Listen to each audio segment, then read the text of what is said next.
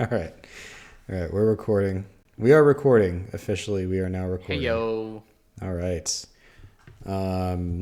Did you have stuff you wanted to show in the? No, not really. All right. Then Um, we don't need to worry about okay, the that's browser. cool. All Very good. right. All right. So Josh said he'll join. I guess if he gets back in time, he's driving Sure. from a faraway place. Yeah. Well, So Richmond's not that far away, especially if right now. I mean, yeah, I don't know, but like I would imagine I if don't there's remember no anything about the traffic, Bay Area. So if there's no traffic, I suspect one could get from Richmond to their house 25 minutes. So, okay. Then I will play the theme. okay, And then we will talk about Mandalorian season 3, episode 2. I would love that. All right. All right. All Here we right. go. Here we go.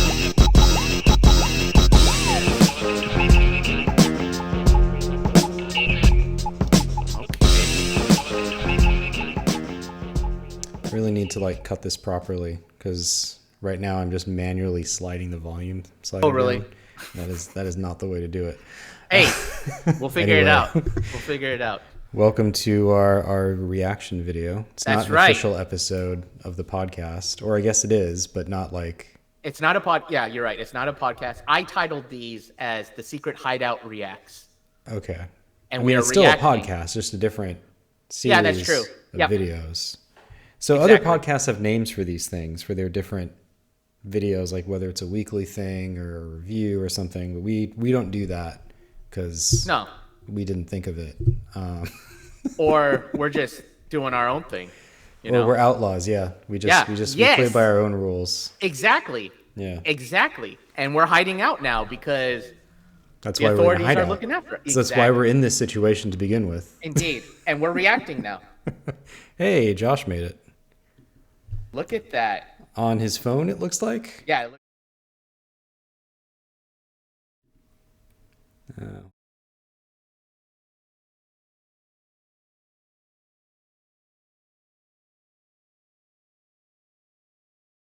Upstairs in my wife's room. So Oh, okay. We couldn't hear you. I couldn't hear you until like just now. What were you saying? What's that? It was it's detained his computer. Oh, I see. Yeah. Detained. yeah, I literally just walked in the door. I'm still in my uniform. Probably should. Yeah. tell you that. Yeah, are we allowed to? Get some So- duct tape. Yeah, are there gonna be issues with this? Like this. This is not an ad. This is not a paid promotion. We are not And associated in any he's way. not patriotic for this entire episode. It's the Mandalorian. Yeah, this is the way. This is the way for sure.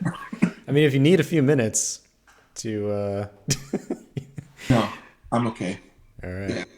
All right. We didn't then- even start yet. We spent like the last 15 minutes just trying to fix AV issues, like trying to fix the audio. So, Yeah, there was a little echo a second ago. are you still hearing it? Not anymore now. Okay. Yeah, he was hearing the echo, and then my voice was echoing, and I turned a bunch of stuff off, and it seemed like it was fixed. So Sheer pandemonium, I tell you. we're just gonna Right. go with it now. If there's any sponsors out there that want to help us with our audio, feel free to drop us a line. We can't compensate financially as of yet, but we will definitely promote the heck out of you. Yeah. We'll be so grateful. Yeah. Speaking of promoting, I don't know if our last couple episodes, you guys get a chance to shout out J7 for the music. Oh no, we didn't. Yeah. I am so sorry, J7. So our intro and our outro is brought to you by the stellar hip hop artist J7. We are forever grateful for Jupiter just 7. yeah, Jupiter 7, aka J7, aka Larry. Right. We should probably just start putting like credits in Yeah. the video description or something. I think most podcasts do something like that. Hey, we're the secret hideout and we're learning. Right. We're getting better episode by episode. And I that's mean- exciting. So can Are I we? can I real quick apologize for last week missing the episode? Yeah. If you want. Yeah. So my son begged me to put him down and like rest with him, like go sleep with him at night. I was like, yeah, I got it. It's early. It's 7:30. I could do that. And didn't wake up till 11:35. Wow. Yeah, I was the only one who had to be put down for the night, I guess. yeah, yeah. So I apologize, guys. I really do. I was It's okay. really upset. I was bummed. My week was not complete. Wasn't able Oh. to share But time. did you watch it though? Did that make you feel complete? Did you No, I watch haven't it? had time, man. I've been working in the morning and at night. It's been nuts, dude. Wow. These excuses. Even Josh doesn't want to watch our podcast. What does that say It's about the hold quality? hold on. It's hard to watch yourself, you know? It's very hard to watch. But you weren't yourself. in that one. That's the one you weren't in. I'm sure Simon did something to make me cringe. Oh, I yeah. just imagine it. Over and over and over. I would probably say just looking back, every 15 minutes we just talked about your absence. You know what I'm saying? The whole episode was just a big opportunity for cringe, nonstop, top to bottom, beginning to end. Just And we still put it out there, huh? We did. Yeah. Wow. It's called commitment. That's exactly it. Anyways, I'm bringing it in. All right. Mandalorian season 3, episode 2. Let's- Phenomenal. Did you guys play the intro music yet? Yeah. That fantastic. Yeah. We did?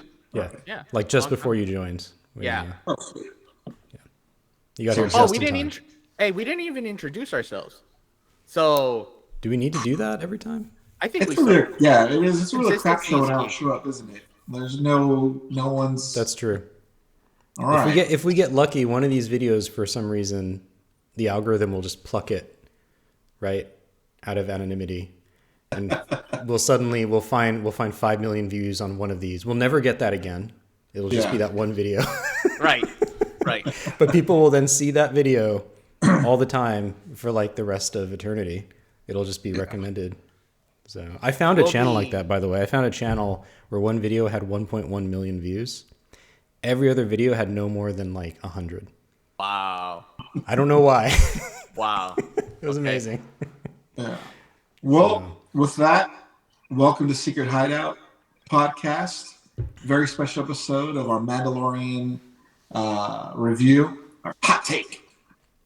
And myself, Josh, Simon, you, and the sexy stash man himself, Jordan Eka. So Simon, you were going to go first. Go right ahead.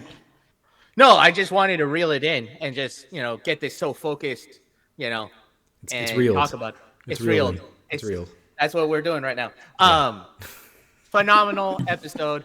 I mentioned in our Discord, this is probably going to be a better D&D movie than the upcoming D&D movie at the end of this month. It was literally all about a dungeon, and I'm okay with that. I thought there it was was arguably a little dragon at the end. Yes, exactly. Exactly. And so I think it's going to continue on, and there's an actual dragon with a lair, and oh my gosh. And like there was like sub bosses, and then there was a big boss, and then like it was literally space fantasy. That's what it was. And I loved it. I was so excited about this episode. I agree. Continue. Yeah, I mean, this is going exactly down the path I was hoping it would go. As I said last time, right? He's on a quest. He's a knight on a quest. He even brings out the sword, and he still sucks with the Darksaber thing. Notable things about this episode. Yeah, it's Dungeons and Dragons. Like, he goes into a dungeon. It's a big old ruin. He walks in dungeons. He's got to fight some guys just like you do in Skyrim. He gets a little further in the dungeon, then he's got to fight a big mechanical spider just like you do in Skyrim. And then finally they get all the way down to the waters that we've been hearing about. And it's a big mysterious underground lake, and there is a giant monster in it because it's a dungeon. So yeah, I'm happy with that. I like that it's committing to the genre. I like that it's doing what it wants and takes its time doing it, because there is a lot of this episode that's just the Mandalorian kind of walking around in this dungeon, He doesn't really talk very much. So you're just watching these two, right, walking around their fight and stuff. But I was really surprised that we finally get to see Grogu kind of like have to handle some stuff on his own, floating around his little ball, right? I really like the contrast between Mandalorian and how he's really scrappy, and he makes his way into the dungeon. But then we get to see like a real Mandalorian who's gotten like training and stuff do her thing. And she's so much better at everything than he is. And it just reminds you like, oh yeah, he was like this orphan and he's been living in like shacks and caves and wherever else they could hole up this weird sect that he's a part of. Whereas she was like royalty and she presumably got all this training and stuff and she has like better equipment. So that was interesting though to see that like his defining quality has always been like his willpower. Like he'll decide that he's going to do something and then he goes and does it. And sometimes he kind of like just bangs his head against it until he gets through, right? And this episode really highlights that's what he does. Like he's not as good at this as, the Queen of the Mandalorians, but she's not going to do it. So he's going to do it, right? Yeah. And then she kind of just gets roped in with it. And, despite herself, she decides to go with him down to the mystical waters, which she insists aren't mystical. Yeah, no, I'm loving it. And I love this dynamic between like the Mandalorian who's good at being a Mandalorian, but is kind of given up versus like the Mandalorian who's actually not that good at being a Mandalorian, but like he just believes in it so much. Like he believes in it so much. Yeah, no, I love it. I love this episode. I thought it was great. Yeah, by far one of my favorite episodes this season. Okay. A lot. The 2 seasons. But no, one of my favorite things was like you mentioned, Jordan. We're gonna start seeing, I think, character development for Grogu, and that was one for sure that we got. We got to see emotion. We have to see he's learning a lot. The fact that he's able to navigate, or the robot to navigate himself through space. But one huge question I have is, what happened to Djin Jarin? Did he just fall straight to the ground? Did that monster pull him down? It was ambushed.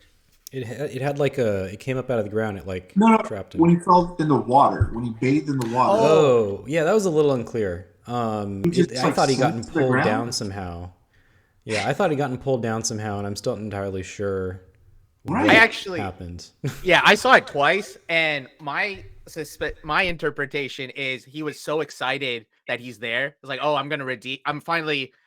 Like maybe there was like a struggle where it's like, what if it's not there? What if it's there? But he's finally there because he didn't listen to Bo-Katan in her explanation with the plaque, right? He's just letting go, taking his weapons off, and he's just getting and jumping in. I think there was a crevasse he did not see. He just stepped into it. Yeah. Going back to what you said, like he's not a good Mandalorian, right? And so like he's not aware of his surroundings. And it's like, no, I really need to do this to redeem myself. And then he just plunges in. Right, like stepping into a deep pool of water while wearing like 100 pounds of armor is probably not a great idea. No. Yeah, exactly. Apparently, I mean, something we learn, I guess, this episode, I think we learn it, right? We've never seen this before, is those jetpacks work underwater. That's right. And if he just left the jetpack on, he probably would have been fine. But yeah, that was weird. And I assumed he'd gotten pulled down by something. But yeah, maybe he was just walking in and he just fell off the edge. Yep. That's my guess. Yeah. Yeah. Because the first time I saw it, I thought it was the Mythosaur, because that's what it is, right? It's a Mythosaur down there, right? I thought the Mythosaur grabbed him, right? But then like when she's up and getting him and she's like searching in and like she has the flashlight on and he saw the eyes, it looked heavily sedated, bro. You know what I'm saying? It looked like a drugged up dragon. It was asleep, right? It's probably been asleep for like 30 years or whatever, however long it's been since someone's been down there. Or heavily sedated, whatever. One or the other. It was just there though. And but that was when I saw that, I was like, I expected it. I didn't expect that it was a Mythosaur, but I was like, oh, I know it's a creature, right? But then like seeing it, I was like, oh crap! Like, we haven't seen an actual rendition in canon, whatever that means, of the Mythosaur, and so this is dope. This is actually really cool. We actually finally get to see like an official appearance of it, right? And so that's cool. That name's a little on the nose, though. Mythosaur. Oh, right? Yeah. Literally, story lizard? Come on now. I'm willing to go with it, but I just felt like, really? That's it? They're just going to call it the Mythosaur? The mythical Mythosaur? Yeah. No kidding. Yeah, Right? it was cool to finally see one. You know, and I didn't realize how big that thing is. Like, she's not even the size of its eyeball. Its eyeball is like twice the size of her. You know what I mean? Yeah. So that thing is huge, and like the lore is that the original Mandalorian killed that thing and had the skull as like its background. I was Right. like, holy crap. Yeah. But yeah, the Mandalore was the name, right? Was the guy's name, Mandalore. Right. And Yeah. so like the reason why they follow the creed is because of that story, right? The I mean, does this Mythosaur. mean that he didn't actually kill it? That it's still alive down there? Or is this just a different one? Ooh, good question. yeah, that's a great question. Could be another one. I don't know. Because I think it was like it was a species, right? And so like in the big, now this is not, because it's all like back in the day stories of the Mandalorians, right? So like, and you know how Disney just kicked it out, right? But like I read some wikis that the idea was in the beginning there was an initiation to you have to kill a mythosaur in the beginning, and then they were gone, and they were like, because they were extinct, so like Mandalorians are like had to figure out, So how do we every become Mandalorian has to kill one of those things? yeah kind of, it Seems was a like an little initiation. impractical. Well, you know, this is the way, right? That's your initiation. You got to fight a kaiju. You know, just going back to religious studies, like I guess this is kind of like the catch-22 of Jehovah's Witnesses. There's like 144,000 are only saved. It's like the only way you could be a Mandalore is to kill a Mythosaur, but there's only 1,000 of them, so it's just Right. like, So how do you only deal with 1,000 it? people get to. Yeah, Yeah. can be actually true. I mean, do pure they- Mandalorians? Do they grow over time or something? Like maybe this is just a really old one. That's why it's Yeah. so huge. Maybe, who knows? Is this Who something knows? from one of the shows that I've never seen? No, there's just not a lot of information on it. Like the whole mythos of Mandalorians just unknown. You know, we got, even though there was a lot of episodes in Clone Wars, it was more political than it was like the story of the actual planets, the moon. Okay. You know, the history. We got a little bit in Rebels, which you refuse to watch, and it's really good. Yeah, this echo is killing me. Are you hearing echo now? I'm not Like hearing it. crazy. It's on Simon's end. I'm hearing the echo, but I'm okay with it. I can endure it and overcome. Sorry, I'm not as in tune with echoes as Simon is. But one of my favorite episodes for sure. It was fun. I love the creatures, man. The creatures are amazing. That robotic humanoid thing was amazing. They spent a lot of money. Am I muted? No, No. Oh, I can hear you. there's like a mute sign on my picture.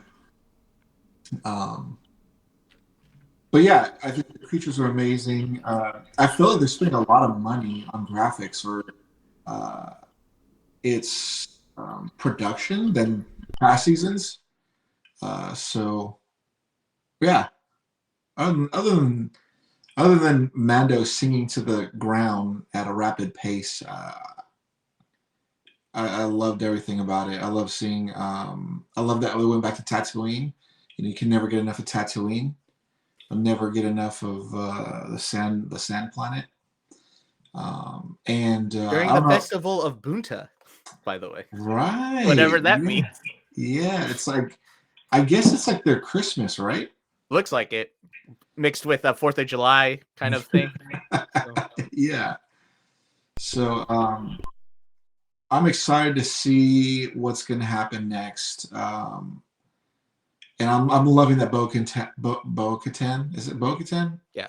Bo-Katan will be playing a more pivotal part. I think you get the best of both Mandalorians. You know, you got the strict religious, and then you got one who's very callous and kind of more higher up, like nose to the air, more refined. So I mean, she's pretty cynical about it, probably because she was there, right? right, There's what's that thing? It's like converts to a religion tend to be more fervent about it than people who Right. were born into it, and she was born into it. And like the planet Mandalore wasn't mystical to her because she has memories of it from when she was a kid, right? So like right, to him, it's a legend, right? He's never been there, right? yeah, So she's probably pretty cynical about the whole thing, whereas to him, it's still this like incredible journey to go on, which is what's funny about it, right? Is like there's this almost naivete about it, but it's like a willful naivete. Like he knows, like he's prepared for the waters to not be mystical. I think he doesn't even really care, right? Right. Like he's just like, I've decided like I'm going to follow this creed.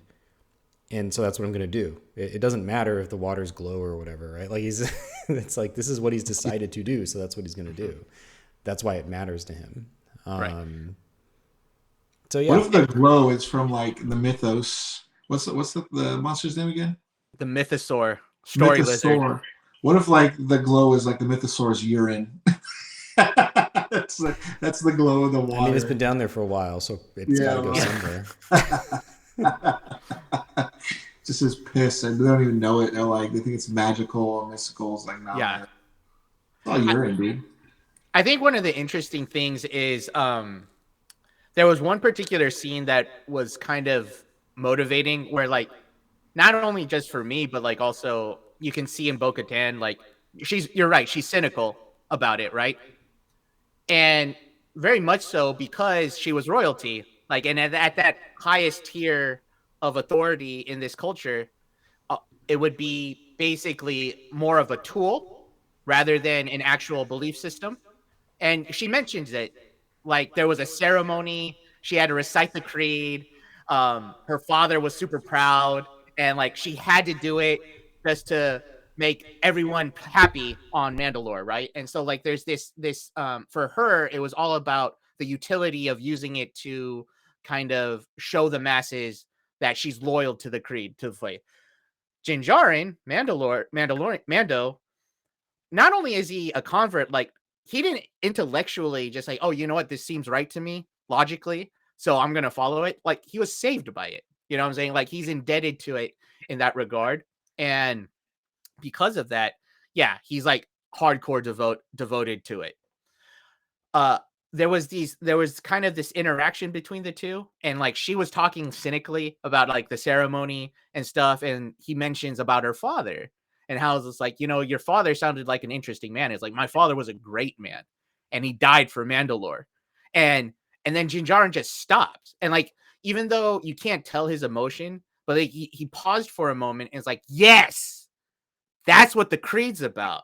Your dad is a G, you know? And it's like, and what do you say? This is the way. Your dad was a true Mandalorian. And for her, I thought this was cool because, like, for her, it's like, oh, you know what?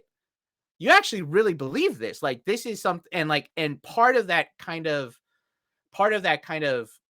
became less calloused for her to actually see like a genuine believer. And I was like, oh, okay. And this is compelling her to help him out. Like, and yeah, I thought that was actually that scene particularly. I thought that was pretty cool. Yeah. So overall, sounds like I love it. All right. Yep. We all agree. Yeah. Okay. Huzzah. I don't know. There's a lot to say yet because this does feel like it's setting up a lot. Right. I will second what you said, Josh, about the production values do seem astonishingly good. I mean, the last two seasons look good. This definitely feels like a step up. Right. I mean, we spend basically the entire of the second episode on these pretty new, far-flung worlds that we haven't really seen that much of, right? There's not a lot of just standing on a normal set here. It's like this massive wasteland covered in green crystals, and then you go underground and there's like these ruins, right? That's welcome. I think it's nice to see them go somewhere. I don't mind going back to Tatooine, but also like, come on, man. they lean on that so much. It's too easy to just keep doing that. I think it'll be interesting to see how much of this show happens on Mandalore. And so like, is this like a one-off thing where we see a piece of it, or are they really going to like spend some time here? We're going to see that same production value applied to more of the ruins, other aspects of the culture, right? Like, who knows? I don't know, right? He's gone to the waters. He's cleansed, right? So I thought, honestly, that was very quick. I thought it was going to take a longer process to do that. Right? That was going to be like the season finale. This is episode like the 2. next episode. It's like, no, he's good. He's redeemed. I assume the rest of this is going to be about him and Bo-Katan, because now that she knows that she was right about like it's the atmosphere and stuff, like you can't go back. Presumably has to do with them returning the Mandalorians to Mandalore, right? Yep. Somehow. I think you're right. Presumably there will be warring factions, right? So I'm gonna speculate something else.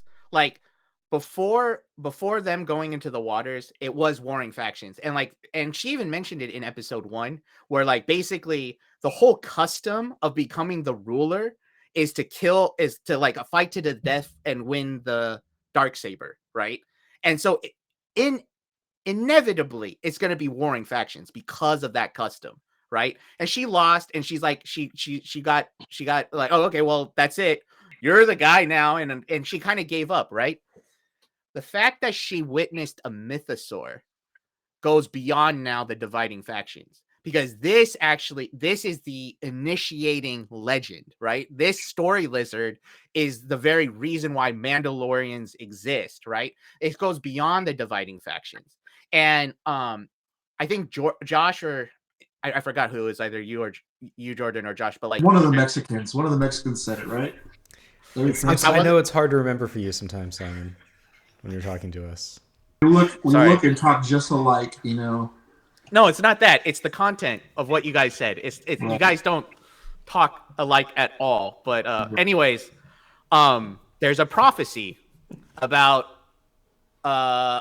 this new Mandalorian who's going to epitomize Mandalore, right? The fact that there's a mythosaur now can actually happen now. You know what I'm saying? The prophecy can be fulfilled without dividing the clans. They can reenact the prophecy. Yes. And make it new, make it different. Exactly. Right? Because they have, Exactly. And that's basically history of religion 101, that cycle, right? There's always like this, there was the initiator, and then the saviors or the messiahs are always a repeat of that. There's slight differences, but they always repeat that cycle because it's that traditional story from times of old, but wrapped in a new bow, right? You know what I'm saying? And that's what's happening now. And I think they're gonna say, look, we don't need a Darksaber anymore. We don't need a fight against each other to be one on top. There's a mythosaur now, right? And like that should unite us, right? And so and I think that's what we're gonna see. That's what I speculate. So in order to unite the factions, it makes sense. They have to reenact their founding myth. Right? Yes. And then use that as a springboard to build a different tradition, right? Exactly. I think the only question, at least for me, is who is the hero, the Mandalorian who's going? Is it going to be Bo-Katan, or is it going to be Din Djarin? I think it's Din Djarin. Because I think he's gonna keep the mask. It has to be someone kind of vague and anonymous, in my opinion. We already know Bo-Katan's face. I mean, we know Pedro Pascal's face, but like he's like gung hardcore. I thought that he's gonna change the tradition for himself, but maybe he's supposed to be this hardcore like extremist and keep it so that there's an anonymity to this new savior, right? And because of that, See, my individuality can occur. the theory I'm building in my head is that it's Bo-Katan, even though she doesn't want it, Oh, or okay. rather, Din Djarin doesn't want to be anybody's like hero, Right. Right? Exactly. He wants Bo-Katan to go and do whatever Bo-Katan wants to do, and I feel like she's going to be the one who is like that central figure, and he'll facilitate it and make it happen, but he would not want to. He does not want to take center stage himself. Right? Okay. I feel like that because like she's a member of the royal family, right? She clearly knows how to use the darksaber where he can't even lift it. Right. Yeah, it's so weird. She was twirling and jumping and But she used it hand, before, right? She was familiar with it before. Right. I don't know. Right. Was she? Yeah. It's again, got to watch Rebels, Jordan. Gosh. Okay. I mean, the point is like clearly she is made for this, right? So either she has to decide she doesn't want it and he needs to be the real hero, but I have a hard time seeing Din Djarin fitting into that role. I feel like there are those like characters who are like, the Frodos, right? Like he's not the one who gets crowned king at the end, even though he's kind of the hero of the story. And I feel like Din Djarin is one of those. Right? Exactly. Yeah. I agree with you. I 100% agree with you. And that's why I think he's the one that'll conquer the Mythosaur. And basically that person is basically the authority, right? And when I mean by that, he's kind of like the Christ figure, right? And because of that, the Christ figure bestows authority upon the person to say, hey, you're the one that... Hey, don't make this religious. It's freaking Star Wars. You hear me? I'm sorry. Don't do that. To be fair, this show it talks a lot about religion for a Star Wars. Like... but he ain't Jesus, damn it. I'm not saying I feel like that's intentional and unavoidable because they want to get all mythical and exactly. And so like I think that's actually a little bit genius that by focusing on the Mandalorians, they can directly dramatize these kind of like religious tradition things that fit into sort of these mythical arcs that Star Wars was built around, right? Yeah, there's definitely something there about Din Djarin being like this like redemptive figure, right? I don't know. We'll see how it plays out. Because you're right. The fact that he still has his mask on, even though they have taken it off at some point, he then puts it back on and he's kept it on. Yeah. Right? Yeah. That's really interesting. Like usually when it comes to masked characters, especially in like superhero movies and stuff, they take it off. They take the mask off all the time because the actor's face wants to... Right, they want that on the screen, and the actor wants to act with their face. Right, very few actors want a role where they don't get to show their face. But even after breaking the rule, they've gone back to trying to uphold the rule. So, like, I also wonder if, is he going to keep the mask on this entire season? Like, is he really committed to this? Yeah. And like, I think an example of that is like the Chronicles of Narnia, where like. You have Aslan, and even though he's king, he's a king maker. He's a queen maker. You know what I'm saying? He makes the children royalty. You know what I'm saying? And I think he doesn't stick around afterwards, right? Exactly. Right. Exactly. And that's why, in my opinion, I think Din Djarin is gonna be the one that bests the Mythosaur. And it's like, oh, dude, we got this guy. We got our savior. Quote unquote, but he's gonna go do his own thing with Grogu, and he says, "I'm gonna make Kingmaker. I'm gonna make Bo-Katan queen." You know what I'm saying? And she epitomizes what I truly believe as what Mandalorian should be, and then that's what happens. Restoring the royal lineage, just like they did with Aragorn, right, in the Lord of the Rings. Exactly. I'm juiced. All right. I'm absolutely juiced. Yeah. All right. So. Cool. A lot of big mythical ideas play in the show. And a lot of money being used to make them look really good. So I'm excited. I'm even more excited now after the second episode. I can't wait for the third one. Right. Yeah. It's going to be good. And I think it'll be fun to talk about it for sure. And I hope you guys out there listening get involved, man. Get in our chats. Tell us what you think. tell Simon how wrong he is. It's not going to be some Kingmaker. Because that would totally ruin Bo-Katan's character. She has to kill it. That's why she's upset. They built this whole thing with her not being able to get the dark saber. But that's the problem with the tradition right now. It's this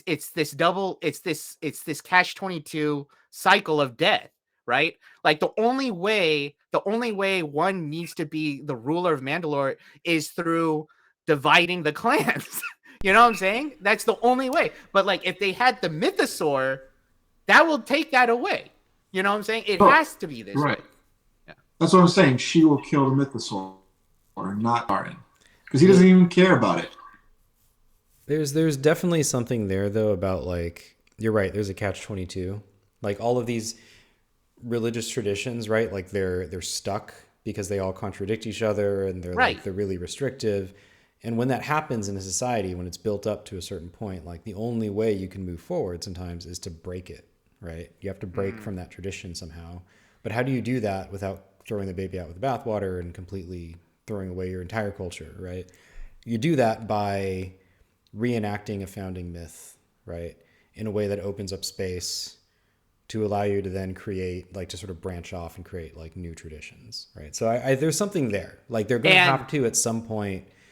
They're either going to have to forego their ritual combat for the Darksaber. Exactly. Or something like that's going to happen, right? Where I think so. They create a new founding myth for the Mandalorians that they can then restore the Mandalorian civilization, right? Because otherwise they're going to have like these, Din Djarin's, clan and their like strict religious orthodoxy.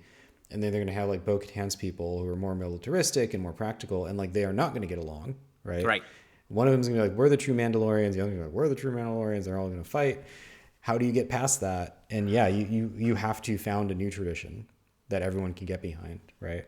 So, and it's often based off an older one. And this is the oldest one. This is the oldest one with all the the way Mythosaur. down. It's a metaphor, guys. They go all the way down, into the mines, all the way to the bottom. I sense that Jordan is joking, but this is spot on. This is exactly right. And here's what I think they're going to change the tradition. And it's and bear with me here. I know that you wanted to end it, but I can just keep on going with this. But like, bear with me. We're going to end it. We're going to end No. it. Let me just say this. Let me just say this one more thing.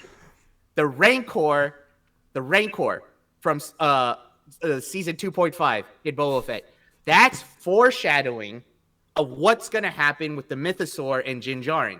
He's not going to kill the Mythosaur. He's going to domesticate it. He's going to subdue it.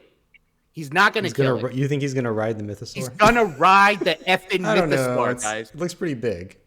It's huge. It's absolutely huge. But this is exactly what's going to happen. So you're hoping that this show turns into Aquaman, where at the end he's riding up on That's why I love it. The Kraken. Yeah. Oh yeah. I think that's exactly what it needs to happen. And then Josh everyone is about to kill himself. This is exactly what happened at Avatar. The reason why no one wanted to listen. This is the reason why no one wanted to listen to that to the main character is because he wasn't really a Na'vi, right? But then he rides the freaking giant bird. And everyone's like, "Oh no, you're legit Na'vi." You know what I'm saying? That's so exactly I love how reifying your founding myth has now turned into you just got to ride a really big thing. You got to ride a big monster, and everyone will listen to you. I'm okay. Josh, I'm sorry. You were saying something. You're kind of going in and out a little bit. So, I'm losing him. Do you hear him? Yeah, I'm losing him too. Yeah. It's because he's on his phone. Great. I think he wants to end the show. Oh, he definitely wants to end the show. He's so tired of hearing about this. He doesn't not want to be reminded. Oh, there he goes. Yeah, he's gone. He does not want to be reminded of all these other things that he doesn't like. Well, if he comes back on soon enough, we should be talking about how this is similar to the Fast and the Furious and the direction I think that should go. It's all about family. Yeah, no, exactly. And when they were on Tatooine, and you saw the speeders racing, there you go. There you go. La Familia. It rhymes. It's like poetry. It all fits. It all fits. Sorry, that was my attempt at a George Lucas impression. It's not working. All right. I didn't touch it. We can end it now. Okay. I don't think Josh is coming back. I don't think he wants to come back. Yeah, he's not coming back. I think you pissed him off with. That's what it was. It wasn't a bad reception. He just. As soon as I said Aquaman, this was over. Yeah, all right. I really did. Thanks everyone for joining and thank listening you. to Simon rants about religious studies and myth and Star Wars. But hey, Yes. it's Star Wars. Like, what do you Star want? Wars. What do you Right. want? Hero of a Thousand Faces, yada yada yada. You're gonna hear about it. Exactly. Like, there's no getting around it. Case study. But There's no way around it. All right. No way. So I'm And- gonna play the theme music now. brought to you And by Jupiter 7. Thank you so by much. your friend Jupiter 7. Yes. Indeed. We really got to just put that in the video credits. We Yeah. can't say that every single time. I hear in you. Every single video. That'll be the next I video. mean, we we'll could. have. Okay, I'm playing us out. All right. I'm playing us out. We're fading in with the theme music. Ooh.